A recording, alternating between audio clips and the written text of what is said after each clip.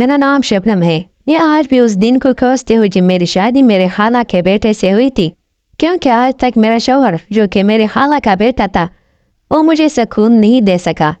मैं जब भी उनको देखती थी जो अपनी शादीशुदा जिंदगी अच्छी गुजार रहे हैं तो मेरा दिल जलता था कि काश उस वक्त मेरी शादी किसी और के साथ होती तो आज मैं भी काफ़ी परेशान न होती।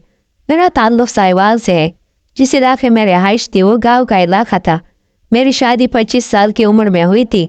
मैं काफ़ी खूबसूरत थी। इतनी उम्र गुजार कर भी वैसे ही जवान थी जैसे कोई 18 साल की लड़की हो। मेरा जो भी रिश्ता आता था तो अब भी ये कहकर इनकार कर देते थे कि उन्होंने ख़ानदान से बाहर शादी नहीं करनी। इसी वजह से मेरी उम्र निकलती जा रही थी और मैं 25 साल की हो गई थी। ख़ानदान में बस एक वाहिद लड़का था जो कि मेरी खाला का बेटा था। अब्बू के पास एक ही ऑप्शन बचा था। इस वजह से मेरा रिश्ता उसके साथ पक्का हो गया था। वो काफ़ी शरीफ था और अब्बू को भी सही लगता था कि वो सीधा साधा है तो मुझे सारी ज़िंदगी खुश रखेगा। इसलिए अब्बू ने मुझे काफ़ी समझाया था, लेकिन वो इतना शरीफ था कि मुझे हैरानी होती थी कि क्या वो कुछ जानता भी होगा। लेकिन वो बंदा मिजाज का काफ़ी नरम था और हर वक्त मेरी खूबसूरती की तारीफ़ करता रहता था। मुझे भी आहिस्ता आहिस्ता उसकी आदत होने लगी थी। मेरी खाला दूसरे गांव में रहती थी। हमारी शादी की तैयारियां होने लगी।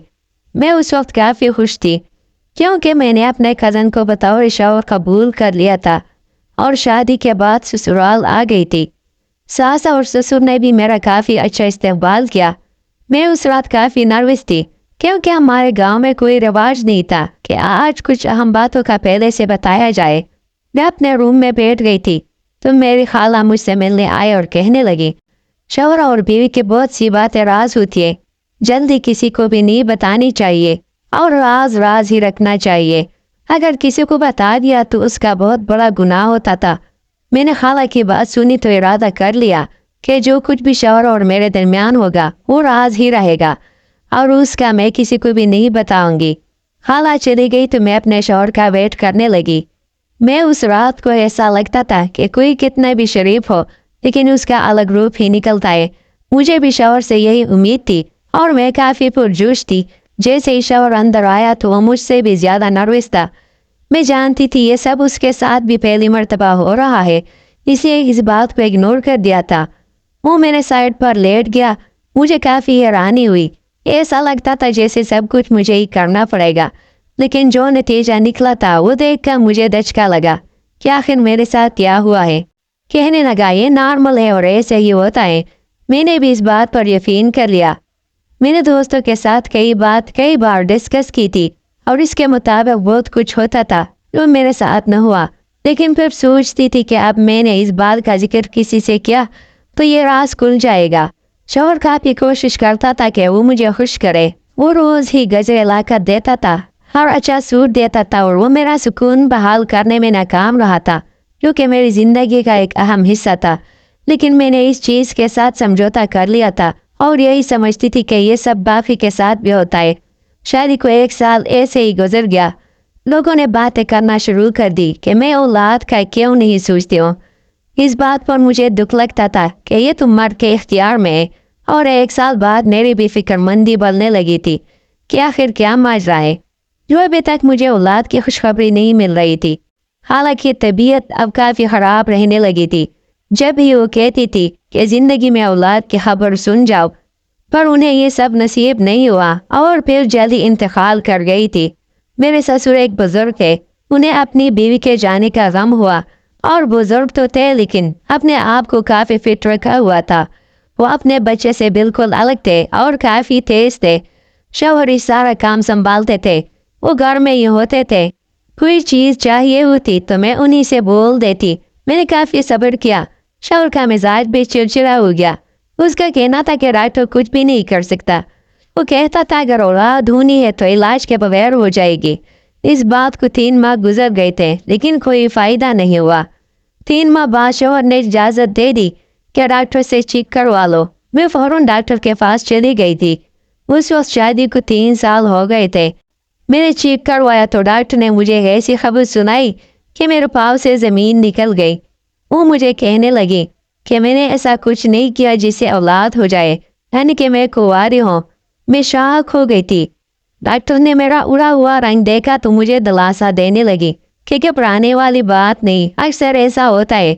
शादी से पहले उन चीज़ों के टेस्ट करवाने चाहिए। मुझे और हैरानी हुई जब डॉक्टर ने कहा कि मेरा शौहर बाप नहीं बन सकता, इसको बीमारी है। तो मैं समझ गई थी। मुझे काफ़ी अफसोस हुआ था कि 3 साल से आज तक मैं तो एक धोखे में जीती आई हूँ। अब मैं क्या करूँ? मुझे कुछ मालूम नहीं था। मैं घर जाते साथ ही जोर जोर से रोने लगी थी। मेरा शौहर तो काम पर गया हुआ था। ससुर ने मुझे रोते हुए देखा तो काफ़ी हैरान हुआ और मुझसे पूछने लगा कि आखिर क्या हुआ है। मैंने एक ही बार में बता दिया कि उनका बेटा उन्हें दादा बनने की खुशखबरी नहीं दे सकता। ससुर भी परेशान हो गए और कहने लगे कि इस बात का किसी से जिक्र न करो, उनके खानदान में क्या इज्जत रह जाएगी। मैंने ससुर का उतरा हुआ चेहरा देखा तो मान लिया था, लेकिन अब काफ़ी मायूस हो गई थी। फिर भी मेरी लड़ाई होती रहती थी। मेरा मजाज काफ़ी अजीब हो गया था। अब मैं शौहर से तंग आ गई थी। वो जब भी मेरे पास आता तो मेरा दिल करता था कि वो मुझसे दूर ही रहे और मेरे पास बिल्कुल न आए। अब मेरी तबीयत ससुर के साथ अच्छी बनने लगी थी। वो मुझे हौसला देते थे। उन्हें भूलने की बीमारी थी, जब भी वो बहुत जल्दी बातें भूल जाया करते थे। मैं भी उन्हें याद करवाती रहती थी। एक दफ़ा अचानक ही मेरे जहन में आया कि क्यों न अपने शौहर की कमी को ससुर से पूरा कर लो। जैसे ही ख्याल आया तो फौरन इरादा कर लिया कि ऐसे ही करूँगी। अब मैं अपने ससुर की ताक में रहती थी। इस तरह तो मुझे औलाद भी नसीब हो जाएगी। अब मैं ससुर का ख्याल रखती थी। उनके कपड़ों से लेकर खाने पीने तक का ख्याल रखना पड़ता था। एक दफ़ा वो जैसे ही नहाने गए तो अपने कपड़े साथ लेकर जाना भूल गए। कुछ देर बाद ही ससुर ने मुझे आवाज़ लगाई और कपड़े उन्हें देने का कहा तो मैं चौंक गई कि ससुर क्या चाहते हैं, क्योंकि वॉशरूम के अंदर थे। मैं उन्हें कपड़े कैसे पकड़ाती, लेकिन जैसे ही उन्हें कपड़े दिए तो वो मेरा पाँव फिसल गया और मैं वॉशरूम के अंदर चली गई। मुझे काफ़ी शर्मिंदगी हो रही थी, लेकिन जैसे ही मेरी नज़र ससुर पर पड़ी तो हैरानी से मेरा मुंह खुले का खुला रह गया, क्योंकि जो उनके पास था वो मेरे शौहर के पास बिल्कुल नहीं था। मैंने तो पहली दफ़ा ये सब देखा था और शॉक हो गई थी। जिंदगी में सब सोच दिया था कि उससे बात करूँगी।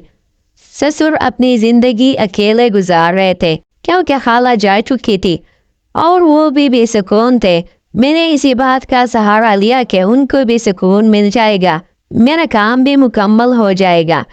पहले ससुर मेरी बात सुनकर शॉक हो गए, मगर फिर वो कहने लगे कि उन्हें तो मैं सुकून दूंगी, पर मेरा मकसद पूरा नहीं कर सकते क्योंकि उनकी उम्र काफ़ी ज़्यादा है, ये काम नहीं कर सकते। मैंने उसकी बात सुनी तो उनसे कहा कि मैंने देख लिया है, उनमें इतनी ताकत है कि मेरा काम भी हो जाएगा। फिर ससुर तैयार हो गए और उनकी इजाज़त की दी थी। जब मैं उनके साथ काम करने लगी तब मैं जान गई कि असल मज़ा क्या होता है। मुझे काफ़ी सुकून मिला था। हम दोनों ने रोज़ का मामूल बना लिया था। शौहर को पता नहीं था कि उसके पीछे से क्या चलता है। कुछ देर बाद ही मुझे औलाद की खुशखबरी मिली तो मैं खुश हो गई थी। मैं जानती थी कि औलाद किसकी है और शौहर भी खुश था और यही समझता था कि ये औलाद उसकी है। मैंने ससुर का शुक्रिया अदा किया कि उनकी मदद के बगैर ये सब न हो पाता। ये बात अभी भी एक राज बन के दफन है कि वो औलाद मेरे शौहर से नहीं, मेरे शौहर के ससुर से हुई थी। मेरे शौहर ससुर को दूसरी शादी का कहता था ताकि वो भी ज़िंदगी इंजॉय कर सके। इस बात पर मैं उनको इनकार कर देती थी कि ससुर की काफ़ी उम्र बढ़ गई है, क्योंकि अगर ऐसा हो जाता तो मैं ससुर के साथ कैसे अपनी आग ठंडी कर सकती।